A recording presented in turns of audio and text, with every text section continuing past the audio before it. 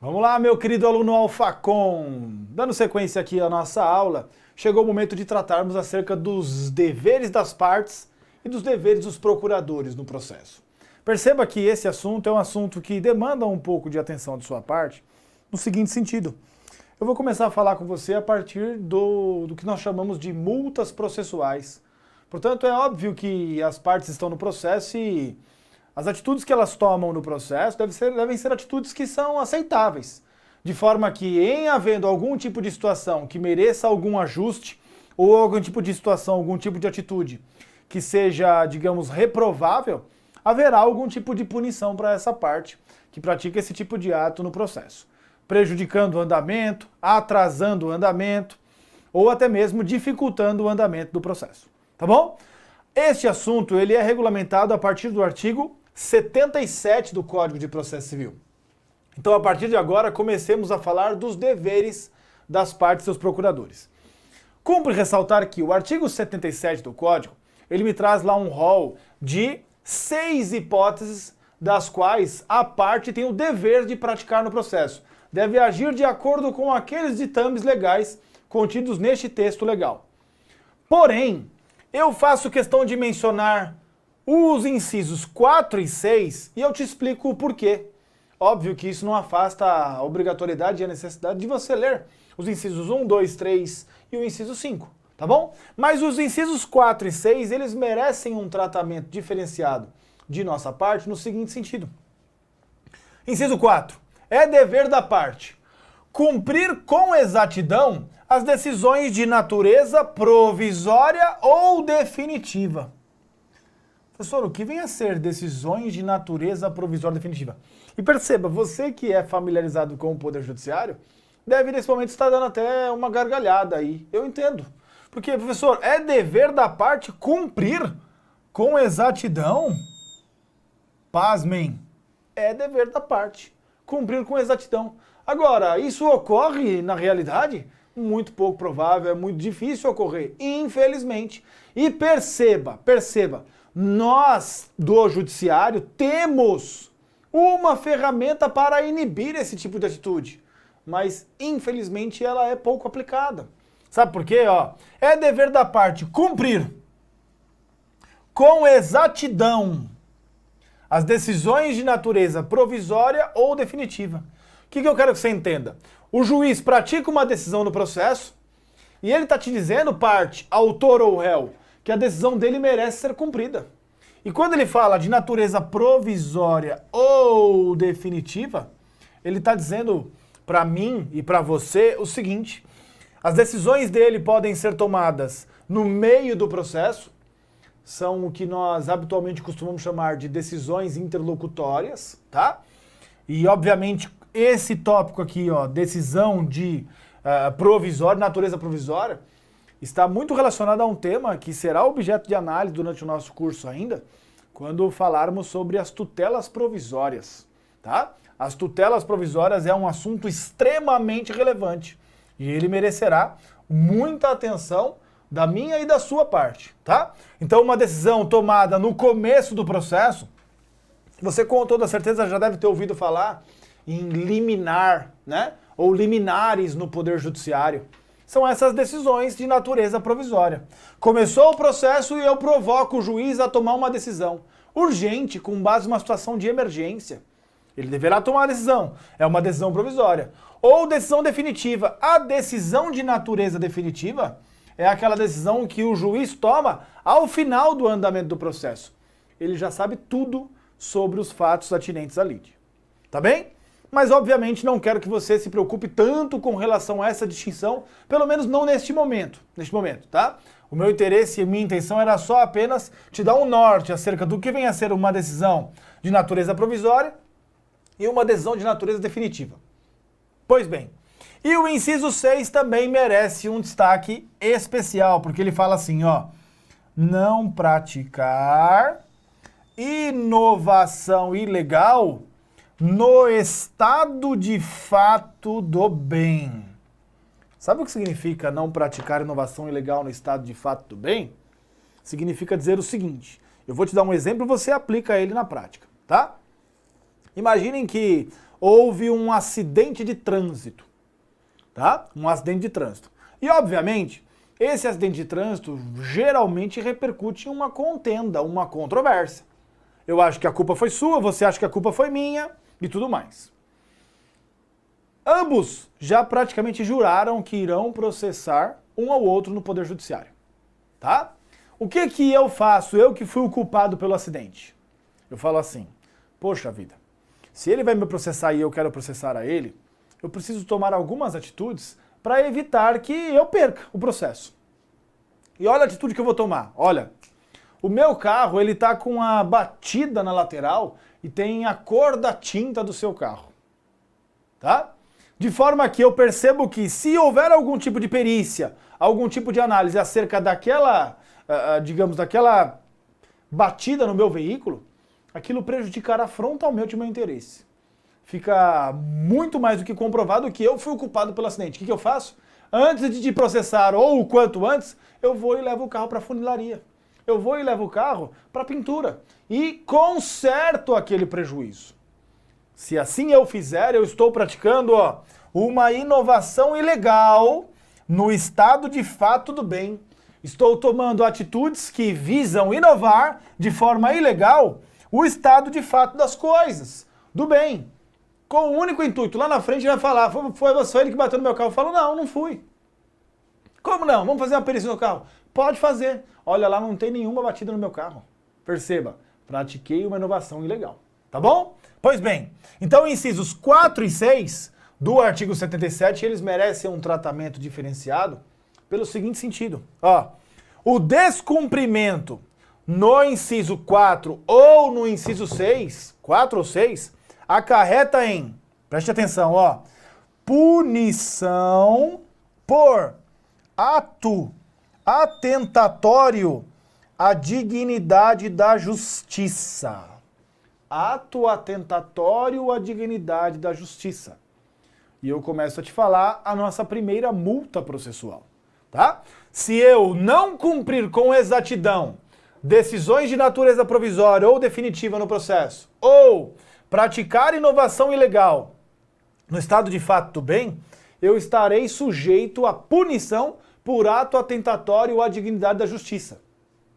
Piada quase, né? Mas enfim, olha o que essa punição me acarreta, uma multa de até 20% do valor da causa.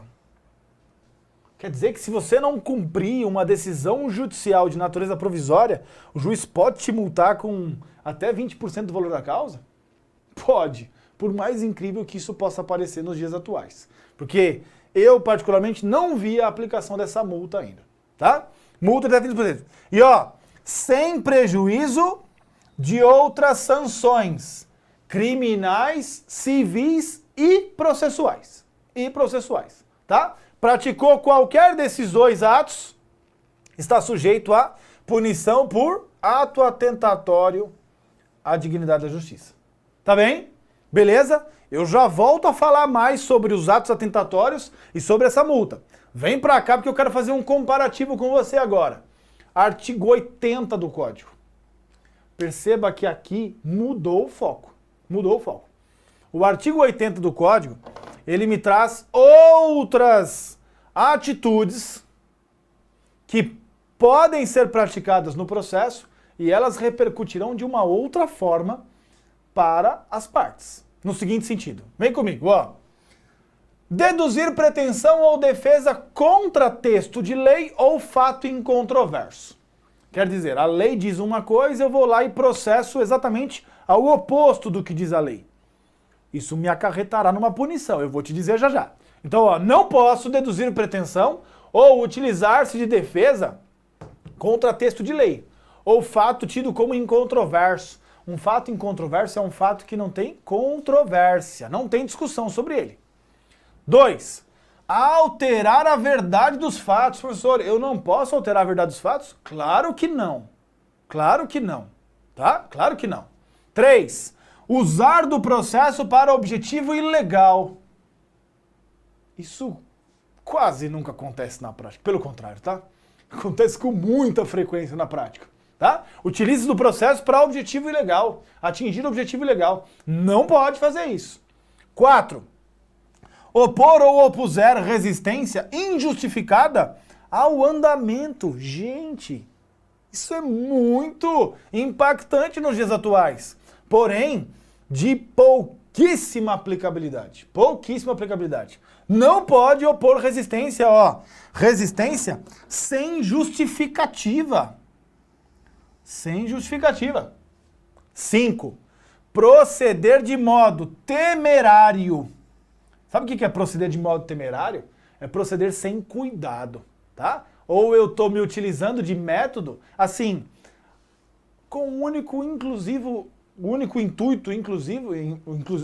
intuito que eu pretendo alcançar é postergar o andamento do processo, protelar o andamento do processo. Então, ó, proceder de modo temerário em qualquer incidente ou ato do processo. Não posso, tem que ter cuidado para praticar atos no processo. 6. Provocar incidente processual manifestamente, ó, infundado. Sabe o que é algo infundado? Algo que não tem fundamento. Não tem cabimento uma coisa dessa. Por fim, 7. Interpuser. Esse verbo aqui, ó, interpuser, é um verbo atinente à prática de ato recursal. Tá? O que é ato recursal? Eu estou diante de uma decisão judicial e aquela decisão me desagradou. Se eu acho que ela não é correta, eu vou e me utilizo de um recurso. O recurso é um meio de impugnar uma decisão judicial. Então eu estou dizendo para o juiz, ó, a sua decisão não é correta e eu acho que ela merece ser reformada. Agora perceba, quem vai reformar a decisão de um juiz? Quem manda mais do que ele. É por isso que eu tenho 3 diferentes níveis de jurisdição. Primeira instância ou primeiro grau de jurisdição, segunda instância ou segundo grau de jurisdição e as instâncias superiores, STJ e STF. Pois bem, se eu estou diante de uma decisão judicial praticada por um juiz de primeira instância e eu particularmente acho que ela é incorreta, eu recorro da decisão dele e um juiz de segunda instância irá apreciar, irá verificar se é caso de reformar ou não a decisão judicial. Pois bem, se eu me utilizo de recurso manifestamente protelatório, eu estou praticando um ato incorreto no processo. Professor, como assim praticar recurso manifestamente protelatório? Protelatório significa atrasar, tá? Então preste atenção aqui comigo. Eu fui condenado por uma decisão judicial e eu penso e olho e falo, puxa vida, perdi mesmo. Mas quer saber? Eu vou recorrer porque eu sei que o Poder Judiciário demora. Então eu recorro e enquanto eu recorro, eu não tenho que pagar nada. Sabe o que eu faço? Recurso. Só que o meu recurso não tem grandes fundamentos, ele tem um único intuito de procrastinar, protelar, atrasar o andamento do processo. Se isso ocorrer, o juiz está autorizado a me punir por uma multa processual. Então a prática de recurso ou a interposição de recurso manifestamente protelatório também é incorreta. Agora perceba aqui comigo, ó. Eu li com você o artigo 77, incisos 4 e 6. 4 e 6 do Código. Deixar de cumprir decisão judicial de natureza provisória ou definitiva ou praticar inovação ilegal no estado de fato. Aquelas duas ficam de lado. Agora, o artigo 80, eu li com você os 7 incisos do artigo 80. E o que eu quero que você vá fazendo uma desassociação aí em sua mente? Os incisos 4 e 6 do artigo 77, eles são puníveis por ato atentatório à dignidade da justiça. Os incisos 1 a 7 do artigo 80 são puníveis, ó, a incidência acarreta em punição por litigância de má-fé. Litigância de má-fé. Ato atentatório à dignidade da justiça, artigo 77, incisos 4 e 6. Litigância de má-fé, artigo 80, incisos 1 a 7. Tudo bem? Beleza? Vem pra cá porque você já viu que o ato atentatório à dignidade da justiça é punível com multa de até 20% do valor da causa, sem prejuízo de sanções criminais, civis e processuais. Agora, a multa por litigância de má-fé, ela se sujeita ao seguinte regime, ó. A multa deve ser superior a 1% e inferior a 10% do valor corrigido à causa. Multa por litigância de má-fé. Ato atentatório até 20%. Multa por litigância de má-fé de 1 a 10%. E ó, além disso, olha o que acontece com a litigância de má-fé, ó. O punido com litigância de má-fé pode ser condenado a indenizar a parte contrária pelos prejuízos, ó, indenizar a parte contrária pelos prejuízos causados, sofridos pela parte contrária. Além de, olha o preju, ó, arcar com honorários advocatícios, portanto, os valores que a parte contrária teve que se despender para o seu advogado, pode ser que eu seja obrigado a arcar com prejuízos provenientes disso. Além de demais despesas processuais. Tá? É muito bonita a redação da lei. A redação da lei é linda. Uma pena que na prática é muito pouco aplicada. Eu te digo, e eu costumo dizer com grande frequência isso, que se de fato os juízes aplicassem as multas por ato atentatório à dignidade da justiça ou por litigância de má-fé com, digamos, com mais incidência, haveria uma grande chance do nosso processo judicial ter um outro panorama. Porque percebam, mesmo as hipóteses que nós acabamos de ler do artigo 80, alterar a verdade dos fatos, interpuser recurso manifestamente protelatório. Quer dizer, vai ficar praticando o ato por litigância de má-fé, eu vou ficar te punindo, ó, 1% a 10% do valor da causa. Isso pode acontecer, tá bom? Vem pra cá que agora a gente vai concluir um outro assunto aqui, fazer um comparativo entre as duas multas. A multa por ato atentatório e a multa por litigância de má-fé. Vem pra cá. Ó, conforme eu te disse, vem cá que a gente vai agora fazer um comparativo entre as duas multas processuais que eu te disse. Vem cá. Multa por ato atentatório à dignidade da justiça. Conforme dei uma olhada contigo, está previsto no artigo 77, incisos 4 e 6 do CPC. Multa de até 20% do valor da causa. Valor da causa. Pega o valor da causa, vê quanto dá 20%, multa de até 20%. A multa por ato atentatório, presta atenção, ó, para você lembrar, dignidade da justiça. Se a dignidade da justiça, quem está sendo prejudicado? A justiça. Então, ó, ela é convertida em favor da fazenda pública. Vai para o Estado, tá? Vai para o Estado. Se o valor for irrisório ou inestimável, até 10 vezes o salário mínimo. Até 10 vezes o salário mínimo. Não se aplica aos advogados, públicos ou privados. Não é para o advogado que vai, tá? Não é o advogado que vai ter que pagar, é a parte.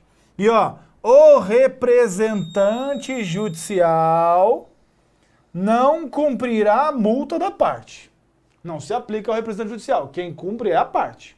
Tá bem? Então, ó, importantíssimo ressaltar que a multa por ato atentatório à dignidade da justiça, não foi a justiça que foi prejudicada? Foi. A multa vai para ela.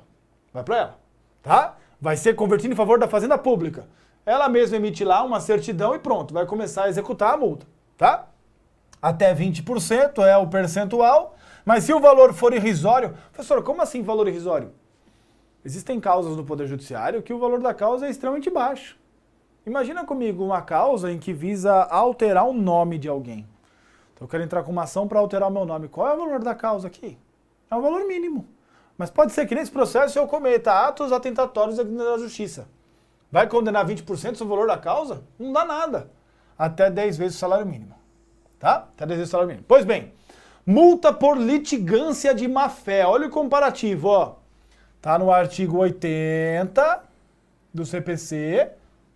Eu vi com você que são 7 hipóteses do artigo 80. A multa é superior a 1% e inferior a 10%. Superior a 1% e inferior a 10%. Do valor corrigido da causa. Corrigido. Não é valor da causa, é o valor corrigido da causa. Tá? E o valor, ó, será convertido para a parte contrária. para a parte contrária, conforme o artigo 81. Eu vi com você que, além da multa de 1 a 10% do valor corrigido da causa, quem comete ato por litigância de má-fé tem que indenizar pelos prejuízos que causou, tem que indenizar por honorários advocatícios e todas as despesas processuais. Tá bom? Beleza até aqui? Então, ó, muita atenção nas duas multas processuais.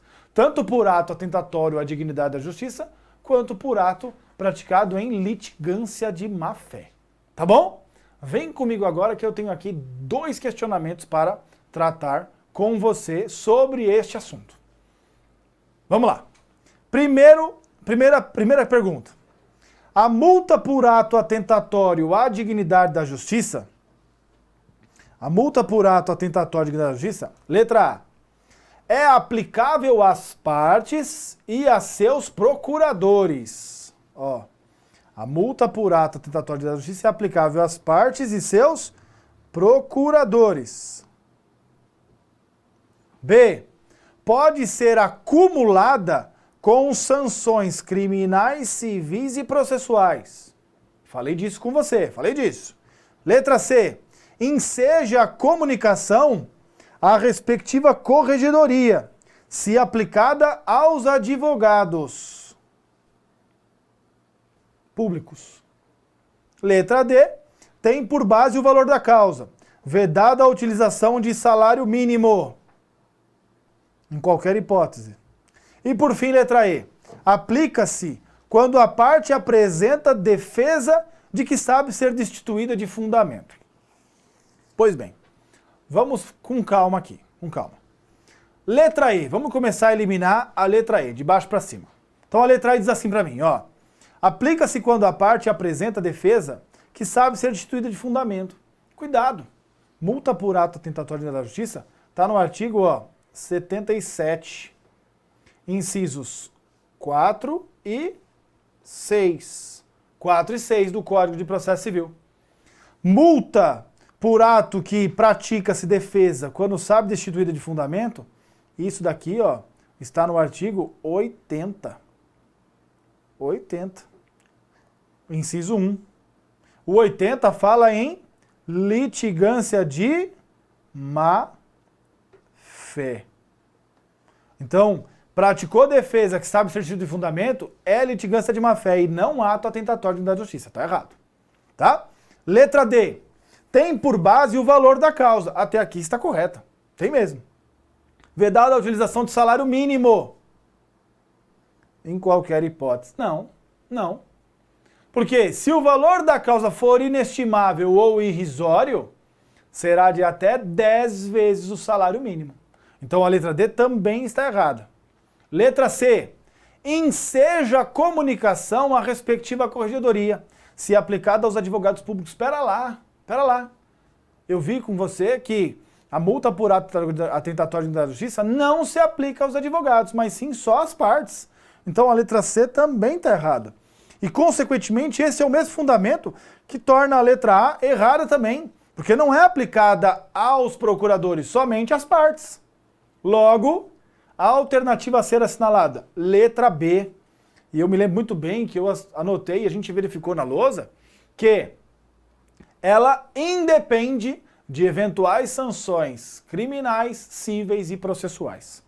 Corre em paralelo, tá bom? Então, nesse caso, a alternativa a ser assinalada, letra B, tá bom? Próxima questão, próximo questionamento. Essa é um pouquinho mais extensa, vamos com calma. Acerca dos deveres das partes e de seus procuradores, assinale a alternativa correta nos termos do Código de Processo Civil. Perceba que aqui, fala de partes e procuradores. Não dá, portanto, um norte acerca de se é litigância de má-fé ou ato atentatório. Mas vamos analisar uma por uma. Letra A. As partes têm o dever de expor os fatos conforme a verdade. Mas este dever não atinge aos demais participantes do processo. Tem dever de praticar a verdade, mas não atinge aos demais participantes do processo. Será? Letra B. As partes, ou melhor, a formulação de pretensão destituída de fundamento constitui ato atentatório à dignidade da justiça, devendo o juiz, sem prejuízo de sanções criminais, cíveis e processuais cabíveis, aplicar ao responsável multa de até 20% do valor da causa, de acordo com a gravidade da conduta. É boa essa alternativa, hein? É boa. Letra C. O representante judicial da parte pode ser compelido a cumprir a decisão em seu lugar. Quer dizer, eu vou fazer o síndico pagar pela multa imposta ao condomínio, será? Um representante judicial. Letra D. A multa aplicada a quem litiga de má-fé é destinada ao Estado. Olha que bacana, hein? Última informação que eu trouxe a você praticamente, né? E por fim, letra E. As partes, seus procuradores e todos aqueles que de qualquer forma participem do processo têm o dever de cumprir com exatidão as decisões jurisdicionais de natureza provisória e não criar embaraços à sua efetivação. Legal. Espetáculo. Vamos com calma. Vamos descartar alternativas incorretas para que possamos encontrar a correta. Letra A diz assim: as partes têm o dever de expor os fatos conforme a verdade, mas este dever não atinge aos demais participantes do processo. Veja, quem são os participantes do processo? Tem muita gente que participa do processo. Muita gente, tá? Não somente as partes. Tem o juiz, tem os auxiliares da justiça. Quer dizer, isso é um absurdo, a letra A. Concorda que ela é um absurdo? Ó, parte, você tem dever de dizer a verdade. Vocês, outros, vocês podem mentir à vontade. Faz sentido isso? Claro que não. Letra A tá errada. É claro que não. Letra B. Cuidado, hein? A formulação de pretensão destituída de fundamento constitui ato atentatório à dignidade da justiça, devendo o juiz, sem prejuízo de sanções criminais, civis e processuais cabíveis, aplicar ao responsável multa de até 20% do valor da causa, de acordo com a gravidade da conduta. Essa letra B é uma casca de banana terrível. Terrível. Por quê? Ó, eu posso te dizer com toda tranquilidade. Daqui pra frente, ó. Daqui pra frente tá tudo certo. O problema é o seguinte. Formular pretensão destituída de fundamento não é ato atentatório à dignidade da justiça. É ato por litigância de má-fé, conforme artigo 80, inciso 1, tá? Agora, percebam, o que é ato atentatório à dignidade da justiça? Duas hipóteses, pelo menos nesse assunto que estamos estudando. Primeira, deixar de cumprir decisões judiciais de natureza provisória ou definitiva, ou alterar inovação, né? Praticar inovação é estado de fato das coisas, da coisa litigiosa. Só essas duas serão punidas por ato atentatório à dignidade da justiça. Pelo menos nesse tópico em que eu acabo de enfrentar com você, tá? Então a letra B, ela está errada. Porque a formulação de pretensão destituída de fundamento não é ato atentatório, mas sim litigância de má-fé. Letra C. O representante judicial da parte pode ser compelido a cumprir a decisão no seu lugar. Pelo contrário. Não. Quem cumpre a decisão é a parte e não o representante. Errada mais uma vez. A letra D é fantástica. A multa aplicada a quem litiga de má-fé é destinada ao Estado. Cuidado. Ato atentatório à dignidade da justiça, justiça, vai para o Estado. Litigância de má-fé, parte contrária. Errada. E aí, obviamente, ficou até fácil, né? Porque se A, B, C e D estão erradas, só sobrou aí. As partes, seus procuradores e todos aqueles que, de qualquer forma, participem do processo, têm o dever de cumprir com exatidão as decisões jurisdicionais de natureza provisória, final, e não criar embaraços à sua efetivação. Ó, essa atitude da letra E, se você não cumprir isso, daria ato atentatório à dignidade da justiça. Atentatório. Daria. Tá? Estaria previsto lá no artigo 77, inciso 4 do Código. mas ela nem fala sobre ato tentatório. Ela diz, tem que cumprir? Tem. Perfeito. Letra E. A letra E deve ser assinalada nesse caso. Tá bom? Tranquilo? Sossegado até aqui? Espetáculo. Vamos parar por aqui. Eu vejo você numa próxima oportunidade. Até lá, fique em paz. Valeu, tchau, tchau.